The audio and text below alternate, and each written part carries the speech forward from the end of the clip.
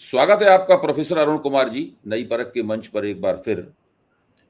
इस वक्त जो सत्ताधारी पार्टी और सत्ताधारी मोर्चा है, वो आपस में एक दूसरे को बधाइयां देने में लगे हुए हैं।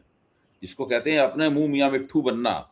सब लोग इसी काम में लगे हुए हैं। इस गठजोड़ में जितने भी पूर्व मुख्यमंत्री हैं, वो एक पूर्व प्रधानमंत्री भी हैं, और सब लोग मोदी जी की तारीफ में लेख लिखे जा रहे हैं, प्रस्ताव पास किए जा रहे हैं, और मोदी बेमिसाल करके टीवी के ऊपर कार्यक्रम चलाए जा रहे हैं। और ये दावा किया जा रहा है कि उन्होंने 25 करोड़ लोगों को गरीबी से ऊपर उठा दिया। ये सब दावा किया जा रहा है। देश का आत्मसम्मान वापस आ गया है मोदी जी से। ये सब बातें कही जा रही हैं।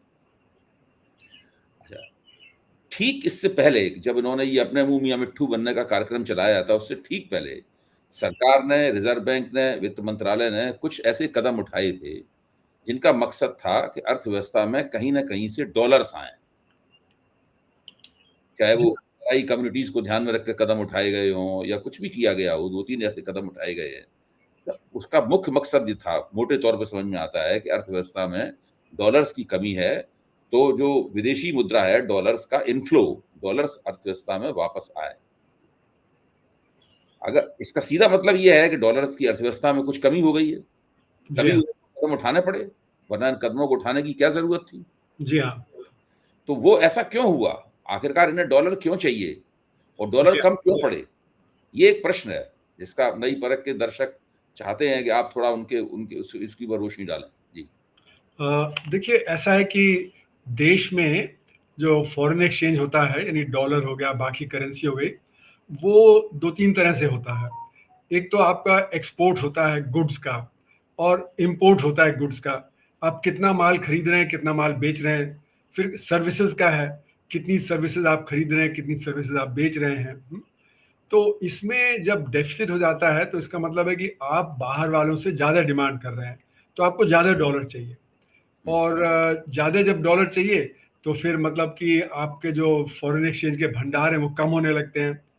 तो इसको पूरा करता है कैपिटल अकाउंट। कैपिटल अकाउंट मतलब कि कितना आपका फॉरेन डायरेक्ट इन्वेस्टमेंट आ रहा है, कितना आपका पोर्टफोलियो इन्वेस्टमेंट आ रहा है ना। तो हमारे यहाँ ज़्यादातर जो जिसको हम बोलते हैं गुड्स और सर्विसेज, उसमें डेफिसिट होता है। उसको भरपाई करते हैं कि कैपिटल अकाउंट से पैसा आता है। उसमें मतलब यानी कि एफडीआई, फॉरेन पोर्टफोलियो इन्वेस्टमेंट, फिर जो हमारे नॉन रेजिडेंट इंडियंस हैं वो कितना मतलब यहाँ पे डिपॉजिट कर रहे हैं। फिर इसमें एक ये और भी जुड़ा होता है कि हमारे जो वहाँ पे वर्कर्स हैं वो कितना जो है रेमिटेंसेस कर रहे हैं, है ना। ये सारी चीज़ें इसमें आती हैं। तो सब मिला के जोड़ घटा के ये होता है कि टोटल कितना आ रहा है और कितना जा रहा है। अभी क्या हुआ है कि 2024-25 से जो पोर्टफोलियो इन्वेस्टमेंट है जो स्टॉक मार्केट में जाता है वो वापस जा रहा है। वो मतलब नेगेटिव में आ गया है कि मतलब वो पैसा बाहर निकाल रहे हैं। और पिछले साल से 2025 से फॉरेन डायरेक्ट इन्वेस्टमेंट भी बहुत घट गया है। तो वो भी जो मतलब ज़्यादा आता था वो भी कम हो गया है। अब हुआ उससे ये कि जो आपका फॉरेन एक्सचेंज के जो भंडार हैं वो धीरे धीरे कम होते जा रहे हैं। तो फॉरेन एक्सचेंज के जो भंडार हमारे हैं वो हमने बोरो किए हुए हैं, यानी कि हमने फॉरेन डायरेक्ट इन्वेस्टमेंट लिया, फॉरेन पोर्टफोलियो इन्वेस्टमेंट लिया, हमारे जो नॉन रेजिडेंट इंडियंस हैं वो जो उन्होंने डिपॉजिट किया, ये सब मिला के करीब $750 बिलियन का हमारा एक तरह से बोरोइंग है। और जो हमारा बोरोइंग है उसी लिए हमारे रिजर्व भी करीब $725 बिलियन के करीब थे। तो जो हमने बोरो किया है उसी के आधार पे हमारे फॉरेन एक्सचेंज रिजर्व हुए। यानी कि हमारे यहाँ ये हमने कमाया नहीं है। जैसे कि हमने अगर एक्सपोर्ट और इंपोर्ट पे जो कमाया होता तो हमारा खुद का होता। जैसे चीन है, चीन का इतना ज़्यादा एक्सपोर्ट है कि वो सारा जो उनका जो रिजर्व है जो $3.5 ट्रिलियन का, वो उन्होंने कमाया हुआ है, क्योंकि उनका हरदम सरप्लस रहा है। हमारा हरदम डेफिसिट रहा है। तो इसलिए हमने जो कैपिटल अकाउंट है उस कैपिटल अकाउंट में जो पैसा आया उससे हमने अपने रिजर्व बनाए हैं। तो यानी कि वो हमारा बोरोइंग के आधार पे रिजर्व है। तो अभी हुआ क्या है कि ये जो मतलब खाड़ी में जो युद्ध हुआ उसके चलते हुए पैसा और ज़्यादा बाहर जाने लगा, क्योंकि जब तेल के जो दाम बढ़ गए 50%, है ना, तो इसलिए हमारा जो बिल है वो तेल का बिल बढ़ गया। सोने हमने मतलब खरीदते हैं तो सोने का बिल हमारा $72 बिलियन के करीब का है। तो ये जो हुआ इससे हमारा फॉरेन एक्सचेंज का रिजर्व और तेजी से कम होने लगा। यानी कि पहली मार्च के मुताबिक करीब $40 बिलियन और हमारा रिजर्व कम हो गया। यानी कि पैसा जो बाहर जा रहा है और हमारा जो इंपोर्ट ज़्यादा हो रहा है उसके चलते हुए। तो ये एक सिग्नल होता है कि अगर आपका फॉरेन एक्सचेंज का जब भंडार कम हो रहा है क्योंकि आपका डेफिसिट है, तो फिर रुपया कमज़ोर पड़ने लगता है। तो रुपये में गिरावट आई, मतलब जो रुपया 90, 91, 92, 95 इस तरह से चल रहा था, है ना। तो जैसे जैसे रुपया कमज़ोर होता है तो जो फॉरेन इन्वेस्टर होते हैं वो और पैसा बाहर निकालते हैं, क्योंकि जब वो रुपए में गिरावट होती है तो उनका जो रिटर्न आ रहा है मार्केट में वो कम हो जाता है। क्योंकि अगर उनको समझिए कि 11-12% मिल रहा है ना रिटर्न, और अगर आपका जो डॉलर जो मतलब तेज हो गया, यानी रुपया गिर गया, अगर रुपया 6-7% गिर गया तो यानी कि आपका रिटर्न सिर्फ 5-6% रह गया। तो फिर जो रिटर्न जब कम हो जाता है तो वो और पैसा बाहर जाता है। और खासकर अगर आप देखें तो स्टॉक मार्केट जैसे अमेरिका का है, जैसे साउथ कोरिया है, ताइवान है, और खासकर इधर कोरिया और ताइवान का मार्केट बहुत तेज हो गया क्योंकि टेक्नोलॉजी इसका जो शेयर बहुत तेजी से बढ़ा। अमेरिका में टेक्नोलॉजी का शेयर तेजी से बढ़ा, का 20-30% हो गया, गिर गया, है ना। तो इसलिए फिर जब वो पैसा और बाहर निकल गया, तो इसलिए हमारे यहाँ से तेजी से फॉरेन एक्सचेंज के रिजर्व जो है वो गिरने लगे। तो इसलिए सरकार तो को एक लगा बात कि ये आप तो स्थिति और सर, बिगड़ एक बात जाएगी। आपने बहुत खास बताई। प्रोफेसर साहब, एक बीच में रोक रहा हूं, माफ कीजिए। एक बात बिल्कुल नए किस्म की आपने अपनी इस चर्चा में बताई है कि भारत का जो विदेशी मुद्रा भंडार था वो पूरा का पूरा या उसका बहुत बड़ा हिस्सा दरअसल भारत द्वारा कमाया गया नहीं है, यानी भारत उसका खुद जी हाँ, मालिक नहीं है उसका, वो दरअसल जी हाँ, उधार लिया हुआ है। चाहे वो जी जो हाँ, इन्वेस्टमेंट होता है वो भी एक तरह का उधार है, मतलब उसके हैं, यानी बिल्कुल, जो बिल्कुल, भी इन्वेस्टमेंट, चाहे पोर्टफोलियो इन्वेस्टमेंट हो, चाहे फॉरेन डायरेक्ट इन्वेस्टमेंट हो, या कोई भी हो, चाहे कैपिटल बिल्कुल, अकाउंट में चीजें आती हैं, वो उधार लिया हुआ है। तो जिस बिल्कुल, विदेशी मुद्रा भंडार के ऊपर ये लोग गर्व करते हैं और उसकी बड़ी शेखी बगाड़ते हैं, हमारे पास इतना इतना विदेशी मुद्रा भंडार है, वो दरअसल इनकी एक्सपोर्ट की आमदनी से या खुद कमाया हुआ नहीं है, वो उधार का है। बिल्कुल, वो कभी भी इनको जी हाँ, चुकाना पड़ सकता है या उसको देने वाले उसको वापस ले जा सकते हैं। ये एक बहुत बिल्कुल, महत्वपूर्ण बात है। जी, जी। जी हाँ, बिल्कुल सही आपने ये कहा। बात सिर्फ इस तो तरह निकल के आती नहीं है। एक्चुअली मैंने कई बार कहा है हुँ, पिछले मतलब 20 साल में कि हमारा जो विदेशी मुद्रा का भंडार है वो हमने खुद कमाया नहीं है, वो हुँ, एक्चुअली हमने उधार लेके वो किया है। और इसीलिए हुँ, हमारा जो डेट होता है वो इससे हुँ, थोड़ा ज़्यादा होता है। यानी कि जब हमारा 725-730 बिलियन डॉलर का रिजर्व था भी आज से 3-4 महीने पहले, तो हुँ, हमारी बोरोइंग जो थी वो हुँ, 750 बिलियन डॉलर थी, यानी कि उससे ज़्यादा थी। पर ये ज़रूर है कि जब पोर्टफोलियो इन्वेस्टमेंट तो जल्दी निकल सकता है, लेकिन फॉरेन डायरेक्ट इन्वेस्टमेंट धीरे-धीरे निकलेगा। तो इसलिए हुँ, कोई उससे बहुत ज़्यादा वो इमीडिएट खतरा नहीं होता। फिर आपके शॉर्ट टर्म बोरोइंग कितनी है, जो कि तुरंत जा सकती है, और लॉन्ग टर्म बोरोइंग कितनी है ना? ये सारी चीज़ें। लेकिन जब ये गिरने लगता है फॉरेन एक्सचेंज का भंडार, तो रुपया कमज़ोर होने लगता है, और रुपये कमज़ोर होने से वो पैसा और ज़्यादा बाहर जाता है। जी, और जी, फिर ये भी होता है कि जो हमारे एक्सपोर्टर हैं, वो कहते हैं कि आज अगर हम जो डॉलर हमने कमाए हैं वो वापस ले आए देश में, तो हमें कम रुपए मिलेंगे। अगर हम कल लाएंगे तो रुपया और कमजोर हो जाएगा, तो हमें और ज्यादा मिलेंगे। तो वो भी स्पेकुलेट करने लगते हैं। और जो हुँ, हमारे इंपोर्टर है वो कहते हैं कि रुपया जब कमजोर पड़ेगा तो कल हमें ज्यादा रुपए देने पड़ेंगे, तो आज ज्यादा इंपोर्ट कर लो। तो इसलिए फॉरेन एक्सचेंज के जो मतलब एक्सपोर्टर्स हैं वो ला नहीं रहे हैं, इंपोर्टर जल्दी से खर्च कर रहे हैं, तो वो और भी जो कमजोर पड़ जाता है। तो नॉन रेजिडेंट इंडियंस वो देख रहे हैं कि भाई हमारा तो रुपया कमजोर हो रहा है, तो हम अगर वेट करेंगे तो हमें कल जो है और कम डॉलर मिलेंगे, तो वो भी ज्यादा तेजी से निकालते हैं। तो ये स्थिति हमारे देश में 1989-91 में भी थी, हुँ, जबकि बड़ी तेजी से हमारा जो मुद्रा भंडार था, विदेशी मुद्रा भंडार, वो बड़ी तेजी से गायब होता जा रहा था, क्योंकि जो सटोरिये होते हैं वो सट्टा करते हैं इस पे और वो करेंसी को गिराने लगते हैं। हुँ, अब क्या है कि कुछ जो मतलब प्रोस जो गवर्नमेंट जो इकोनॉमिस्ट थे, जो सरकार को मदद करते थे, वो फ्री मार्केट वाले हैं। वो कहने लगे कि नहीं नहीं, ये खुला छोड़ दो, रुपया अपने आप जो संभाल लेगा अपने आप को, कि क्या उसकी लेवल होगी, वो अपने आप उस लेवल पे पहुंच जाएगा। पर ये बिल्कुल गलत बात है, क्योंकि जो स्पेकुलेटर्स हैं वो तो इंटरेस्टेड होते हैं कि जितना रुपया गिरेगा उतना उनका प्रॉफिट ज्यादा होगा, तो गिराते जाते हैं। ये हमने देखा जैसे थाईलैंड में, जैसे कंटेजियन में 1997 में ये हुआ कि वहां पे एकदम से थाई बात गिरने लगा, तो वो एकदम से वहां पे बहुत ज्यादा गिरावट हो गई, और हुँ, उससे फिर वहां पे गरीबी बढ़ गई। यानी कि जो वॉरेन बुफे जैसे जो स्पेकुलेटर्स हैं उन्होंने बहुत बिलियंस ऑफ डॉलर्स कमाए, और जो वहां पे आम जनता है वो गरीब हो गई। क्योंकि होता क्या है कि जो आपका जब फॉरेन एक्सचेंज जब भंडार जब कम होता है तो आपके इंपोर्ट जो करते हैं चीज़ें उनके दाम बढ़ जाते हैं, तो फिर यहाँ पे इन्फ्लेशन तेज हो जाता है। तो इन्फ्लेशन तेज हो जाता है तो उसका गरीब आदमी के ऊपर असर पड़ता है। तो ये जो रुपया है, अगर इसको आप खुली छूट दे दें, कुछों ने तो यहाँ तक कहा कि इसका क्या फर्क पड़ता है कि रुपए के 99 रुपए है, 100 रुपए है, 101 रुपए है। ही तो है, नंबर ही तो है, बोले वो। हाँ, वो तो एक नंबर ही है, उन्होंने कह दिया। लेकिन ये नंबर बहुत मैटर करता है, क्योंकि स्पेकुलेटर तो इसी में स्पेकुलेट कर रहे हैं। तो आपका जो भी करंट अकाउंट में हो रहा है, अगर थोड़ा बहुत बेनिफिट है, लेकिन हाँ, उससे ज्यादा अगर आपके कैपिटल अकाउंट में गिरावट हो जाए तो फिर हाँ, आपका फॉरेन एक्सचेंज भंडार गिरेगा, रुपया और कमजोर हो जाएगा। तो उसकी कोई लिमिट नहीं है। तो ये फ्री मार्केट नहीं है। और इस पे एलन ग्रीन्सपैन, जो लंबे अरसे तक फेडरल रिजर्व के चीफ थे, और उनको जो फाइनेंस के मार्केट वाले भगवान मानते थे, कि उनको कहा गया 1990s में और 2000 में कि भाई ये जब बहुत ज्यादा स्पेकुलेशन हो रहा है, मार्केट बहुत तेज हो रहा है, आप कुछ करिए। तो उन्होंने कहा नहीं नहीं, इसमें कोई करने की जरूरत नहीं है, मार्केट तो अपने आप करेक्ट कर लेता है, फ्री मार्केट में छोड़ देना चाहिए, वो सेल्फ करेक्टिंग होता है। पर जब 2008 में, जब 2007-8 का जब कोलैप्स हुआ फाइनेंशियल, तो उनको सेनेट में हियरिंग के लिए बुलाया गया।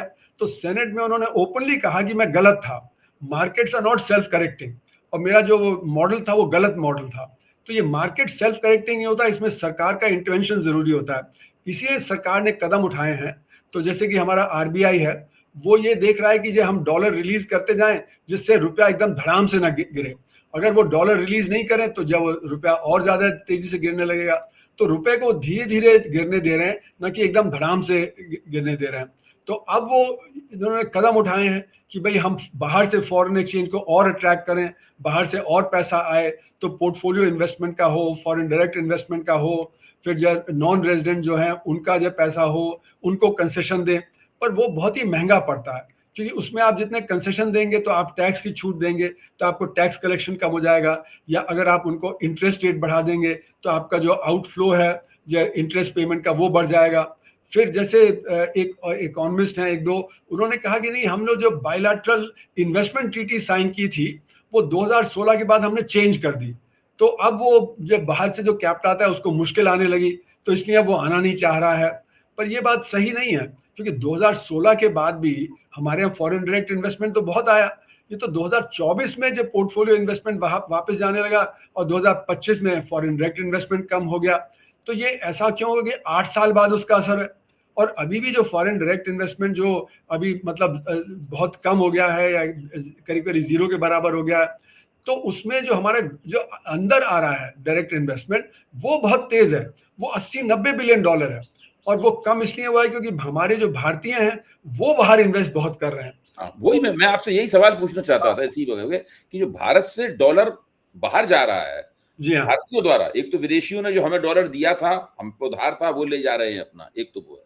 लेकिन दूसरा भारतवासी, भारत के जो लोग पूंजीपति हैं, बड़े पैसे वाले हैं, वो बाहर इन्वेस्ट कर रहे हैं। तो इसका मतलब भारत से डॉलर ले जाके बाहर लगा रहे हैं। जी हाँ। सरकार उनको क्यों नहीं रोकती है? देखिए, अभी तो क्योंकि हमारे अर्थव्यवस्था में इस पे कैपिटल कंट्रोल नहीं है ना, तो इसलिए अभी वो मतलब इनको रोक नहीं रहे। जैसे कि लिबरलाइज रेमिटेंस स्कीम है, उसके तहत आप पैसा निकाल सकते हैं $2.5 लाख हर साल, तो वो चले जा रहा है। जबकि अगर आपको रोकना था तो सबसे पहले लिबरलाइज रेमिटेंस स्कीम को रोक देते, है ना। उसमें $2.5 लाख जो निकालते हैं तो उससे करीब 29-30 बिलियन डॉलर हर साल बाहर चला जाता है। तो वो क्यों नहीं आप बचा रहे हैं, है ना। फिर जो हमारे यहाँ से जो इन्वेस्टमेंट बाहर जा रहा है उसके लिए आपको जो कैपिटल अकाउंट पे थोड़ा कंट्रोल करना पड़ेगा कि ये इस तरह से जो पैसा है वो बाहर ना जाए, है ना। तो ये अभी सरकार ने किया नहीं है, जबकि वो उनको करना चाहिए था। वो अभी भी फ्री मार्केट वाली फिलॉसफी में एक तरह से विश्वास रख रहे हैं और कोशिश कर रहे हैं कि वो इन सब चीज़ों से फॉरेन एक्सचेंज को ज़्यादा अट्रैक्ट करें।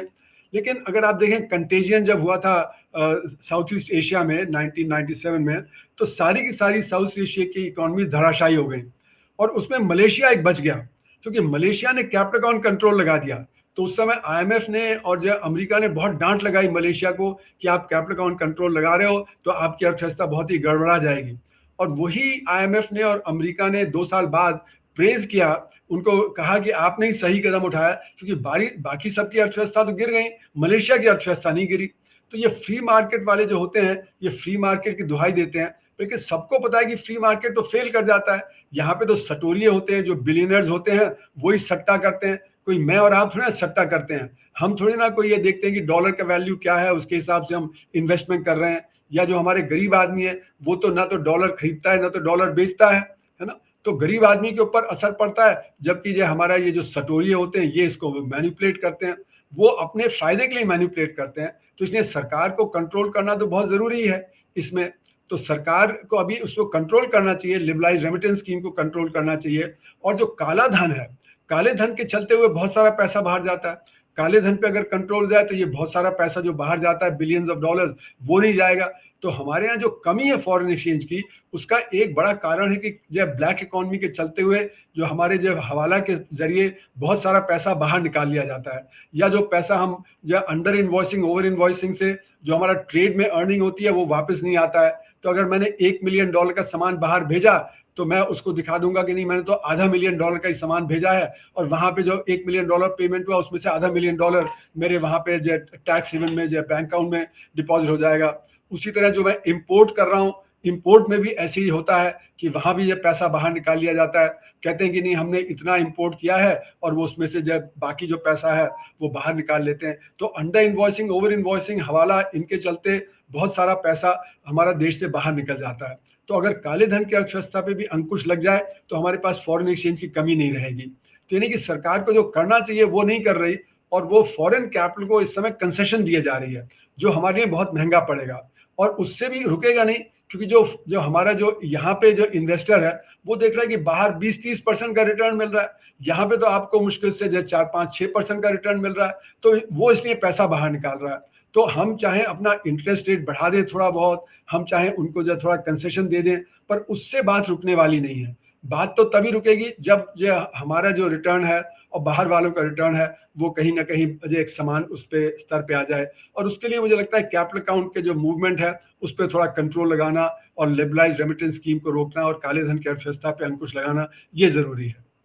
अच्छा, मोदी जी की शान में जो कसीदे पढ़े जा रहे हैं इस वक्त, तो उसमें सब कुछ गिनाया जा रहा है, लेकिन एक चीज बिल्कुल गायब है, उसके बारे में कोई चर्चा नहीं होती है, वो है नोटबंदी।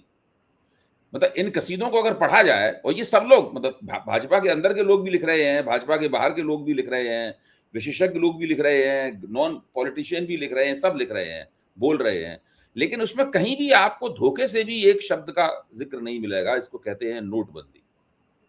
है, ये जो पूरा मामला, ये अचानक नोटबंदी इन लोगों के डिस्कोर्स से गायब कैसे हो गई, जबकि 2016 में इन्होंने नोटबंदी की थी और बड़ी धूमधाम से की थी नोटबंदी। और यहाँ तक कि अभी धुरंधर फिल्म आई है, पूरी धुरंधर फिल्म की जो दूसरा हिस्सा है उसके सुपरहिट होने में एक ये भी तर्क है कि भारत की पाकिस्तान से जो 60 लाख करोड़ का काउंटरफीट यानी कि जाली नोट आ रहा था भारत में, उस जाली नोट को नाकाम करने के लिए नरेंद्र मोदी ने नोटबंदी की थी। मतलब उसमें ये तर्क दिया गया है, हालांकि सरकार ने कभी ये नहीं कहा, लेकिन वो उन्होंने ये तर्क दिया गया है। काउंटरफीट की बात कही गई, लेकिन ये नहीं बताया गया कि पाकिस्तान से इतना हो रहा है। उसमें तो रॉ के चीफ को दिखाया गया है, रॉ के चीफ जो है बाकायदा ये योजना बना रहे हैं कि कैसे उसको काउंटर किया, कैसे उसको रोका जाए, तो उसके लिए नोटबंदी को ईजाद किया गया। इसके बारे में कुछ बताइए, ये नोटबंदी अचानक इनके डिस्कोर्स से गायब कैसे हो गई? देखिए, नोटबंदी के 3 मुद्दे थे जो प्रधानमंत्री जी ने बताए थे, है ना। एक तो कि ये काला धन जो है वो खत्म हो जाएगा, दूसरा काउंटरफीट करेंसी है वो खत्म हो जाएगी, तीसरा जो फाइनेंसिंग है जो टेररिज्म का वो खत्म हो जाएगा। ये तीनों चीजों पे नाकामयाब रहे, क्योंकि ब्लैक का मतलब कैश नहीं होता। इन्होंने सोचा कि ब्लैक का मतलब कैश होता है, तो कैश को अगर हम निकाल देंगे तो ब्लैक खत्म हो जाएगा, लेकिन ब्लैक का मतलब कैश नहीं होता। ब्लैक जो होता है वो तरह तरह से चलता है, यानी कि जैसे फाइनेंसिंग होती है टेररिज्म का, तो वो सिर्फ रुपए से नहीं होता, काउंटरफीट से नहीं होता, उसमें डॉलर भी होता है, उसमें जो गन रनिंग भी होता है, ड्रग ट्रैफिकिंग भी होता है, तरह तरह से। उसी तरह हमारे अर्थव्यवस्था में जो ब्लैक का अंश है, जो वेल्थ जिसको हम कहते हैं, है ना, वो तो एक थोड़ा ही अंश है ना। बाकी तो जो तरह तरह के अलग अलग एसेट्स में वो होता है। उसी तरह जो काली कमाई होती है वो भी एक मतलब हमारी अर्थव्यवस्था में जो हिस्सा होता है वो एक उसका फ्रैक्शन है। तो यानी काली कमाई नहीं रुकती इससे, अगर आप डिमोनेटाइजेशन कर देते हैं। क्योंकि काली कमाई होती है अंडर इनवॉइसिंग, ओवर इनवॉइसिंग से। यानी कि अगर कोई डॉक्टर है और वो 50 पेशेंट्स को देख रहा है और 30 की जो आमदनी दिखा रहा है, 20 की नहीं दिखा रहा, तो वो अंडर इनवॉइसिंग हो रहा है। अगर आपने माल कुछ बनाया, आपने चीनी बनाई और आपने 1000 टन बनाई, लेकिन आपने 900 टन सिर्फ दिखाई, तो अंडर इनवॉइसिंग हो रहा है। फिर उसी तरह से जैसे कि आपने लेबर एम्प्लॉय किया, जैसे सत्यम में उन्होंने कहा कि 54,000 हमारे पास एम्प्लॉयज हैं, लेकिन निकले 42,000। तो आप 12,000 जो एम्प्लॉयज की जो तनख्वाह है वो आप निकाल ले रहे हैं, तो वहां पे अंडर इन्वॉइसिंग, ओवर इन्वॉइसिंग चल रहा है। तो ये सब नहीं रुकता है।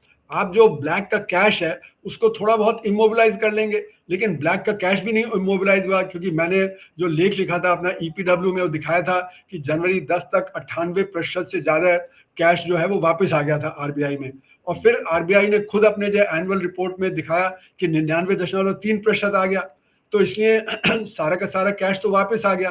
तो ना तो आपने जो ब्लैक का कैश है उसको इमोबिलाइज किया और ना ही ब्लैक इनकम जनरेशन रुकी।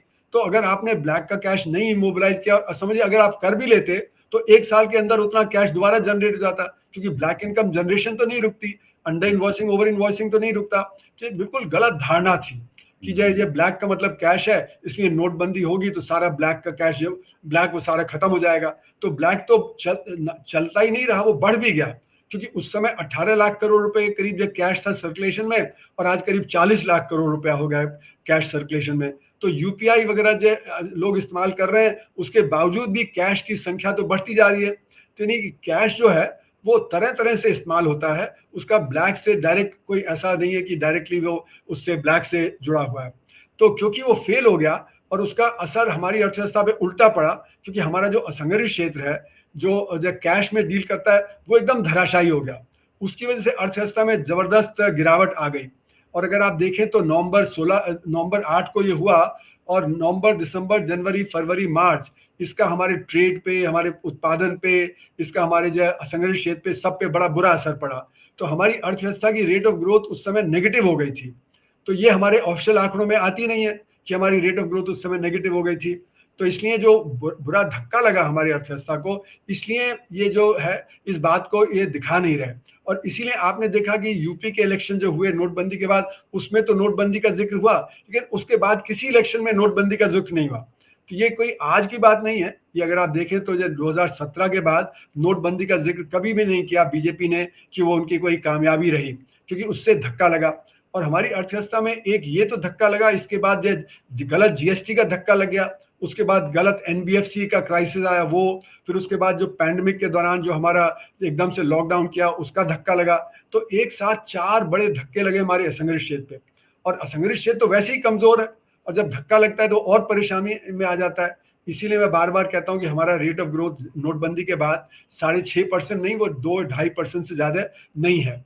तो इसीलिए हमारी अर्थव्यवस्था में परेशानी रही, क्योंकि जब अगर रेट ऑफ ग्रोथ कम रहेगी तो फिर आपका जो डिमांड है वो कम रहेगी, और जब डिमांड कम रहेगी तो इन्वेस्टमेंट कम रहेगा, इन्वेस्टमेंट कम रहेगा तो ग्रोथ कम रहेगी। तो सरकार तो सिर्फ संघर्ष क्षेत्र की ग्रोथ के आधार पे बोलती रहती है कि हमारी ग्रोथ बहुत अच्छी है, अर्थव्यवस्था बहुत अच्छी कामयाब है, और हम तो चौथे स्थान पे पहुंच गए। लेकिन उस समय भी मैंने लिखा कि अभी हम चौथे स्थान पे नहीं पहुंचे, अभी 7वें पे। अब जैसे रुपया कमजोर पड़ा तो हमारी अर्थव्यवस्था का जो डॉलर टर्म में और भी गिरावट हो गई। तो इसलिए अब वो कह रहे हैं कि जी ये चौथे पे नहीं, अब तो हम ब्रिटेन से भी पीछे हैं, फ्रांस से भी पीछे हैं, तो अभी तो हम 6-7वें स्थान पे हैं। पर मेरा मानना है कि अभी हम शायद 8वें-9वें स्थान पे हैं, क्योंकि जो हमारा रेट ऑफ ग्रोथ है वो सही नहीं है, तो हमारा जीडीपी का आंकड़ा सही नहीं है। तो इसके चलते हुए मेरा मानना है कि हमारी अर्थव्यवस्था में तरह तरह की परेशानियां हैं। अब होता क्या है कि हमारी अर्थव्यवस्था, क्योंकि हम सिर्फ संघटित क्षेत्र से नापते हैं, तो टैक्स में कोई फर्क नहीं पड़ता, क्योंकि सारा टैक्स कलेक्शन संघटित क्षेत्र से आता है। सरकार कहती है नहीं, फिर जो हमारा टैक्स कलेक्शन तो अच्छा चल रहा है। तो मैं बार बार यही बताता हूं कि ये अच्छा इसलिए चल रहा है क्योंकि आपका टैक्स कलेक्शन तो संघटित क्षेत्र से ही आता है। अब जब क्राइसिस होता है तो हमारे असंगठित क्षेत्र में क्या क्राइसिस है वो दिखने लगता है। जैसे कि अभी आप देखिए तो जब लोग पलायन कर रहे हैं, है ना, शहर से गांव में, उनका घर में खर्चा नहीं चल रहा, वो बच्चों की फीस नहीं दे पा रहे हैं।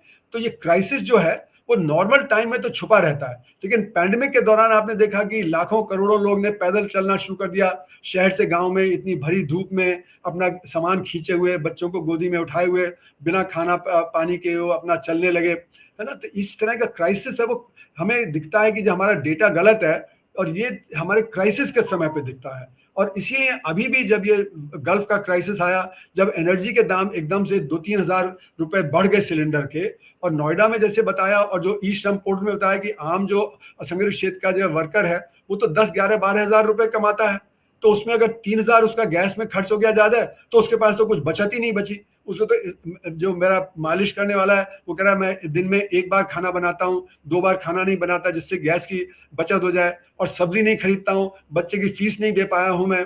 तो तरह-तरह की परेशानियाँ हमारे असंगठित क्षेत्र के सामने एकदम सामने आ जाती हैं। तो ये दिखाता है कि हमारा डेटा कितना गलत है। तो जो अभी कसीदे पढ़े जा रहे हैं, तो वो गलत डेटा के आधार पे, जैसे आपने कहा कि वो कह रहे हैं कि हमने तो इतने करोड़ लोगों को गरीबी की रेखा के नीचे कर दिया। अब गरीबी की रेखा तो हमने तेंदुलकर कमेटी से तो नापी, उसके बाद तो बदली नहीं है, और ये जो गरीबी की रेखा तो बदलती रहती है। जो गरीबी की रेखा 1962 की थी वो 1992 की नहीं है, जो वो 2003-4 की नहीं है, क्योंकि जैसे जैसे समाज में बदलाव आता रहता है तो हम कहते हैं गरीबी का मतलब है सोशल मिनिमम नेसेसरी कंजम्पशन, मतलब जो आज के समाज में जो सबसे कम कंजम्पशन है उसके आधार पे हम गरीबी नापते हैं। वो हमने दोबारा तो 2003-4 के बाद किया नहीं, तेंदुलकर कमेटी के बाद। तो अगर हम वर्ल्ड बैंक की लाइन देखें, वर्ल्ड बैंक की जो इंटरनेशनल लाइन है वो $3 प्रति व्यक्ति प्रतिदिन है। उसके हिसाब से तो हमारे जो एक परिवार के लिए कम से कम 32-33 हज़ार रुपए चाहिए, और जबकि वो जो ज्यादातर लोग कह रहे हैं कि हम 10-11-12 हज़ार रुपए कमा रहे हैं। तो यानी कि हमारा 90% जो लोग हैं वो गरीबी की रेखा के आसपास है, गरीबी की रेखा के नीचे हैं। तो इसलिए ये कहना कि हमने 25 करोड़ लोगों को जो गरीबी की रेखा से नीचे कर दिया है, उसका उन्होंने जो किया, ये 2015-16 का जो नेशनल हेल्थ एंड फैमिली सर्वे है उसको 2019-21 से कंपेयर किया। अब ये हो ही नहीं सकता, क्योंकि हमने देखा 2020 में, जब 2020-21 में तो पैंडेमिक था, उस समय बच्चे स्कूल नहीं जा पा रहे थे, उस समय कितने लोग जो मर गए हॉस्पिटल के बाहर, है ना। तो हमारी हेल्थ की कंडीशन, एजुकेशन की कंडीशन बहुत गिर गई, और हमारा जीडीपी गिर गया, तो जो वेलफेयर है वो भी गिर गया।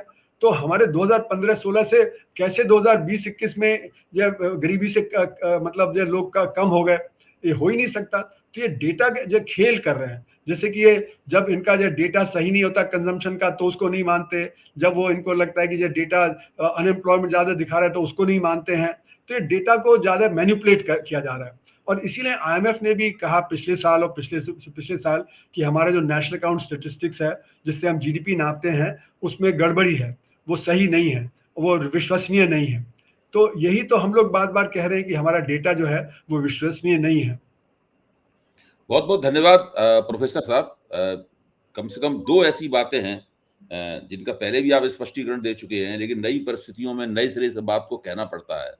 जैसे कि जो विदेशी मुद्रा भंडार वाला मामला है, नोटबंदी वाला मामला है, और जिस तरीके से लोगों को गरीबी की रेखा से उठाया गया है, नहीं उठाया गया है। सरकार अपनी पीठ अपने हाथ से ठोक रही है, लेकिन हकीकत कुछ और है, और इस चूंकि हकीकत को बदलने की कोई कोशिश नहीं है। केवल झूठा नैरेटिव चलाया जा रहा है, एक झूठी कहानी सुनाई जा रही है, गुलाबी तस्वीर दिखाई जा रही है, जो दरअसल गुलाबी नहीं है। तो इसका परिणाम जल्दी ही हमारी अर्थव्यवस्था को बहुत बुरी तरीके से झेलना पड़ेगा। बहुत-बहुत जी, शुक्रिया सर, बहुत धन्यवाद। अच्छे तरीके से आपने समझाया। नमस्कार। नमस्ते।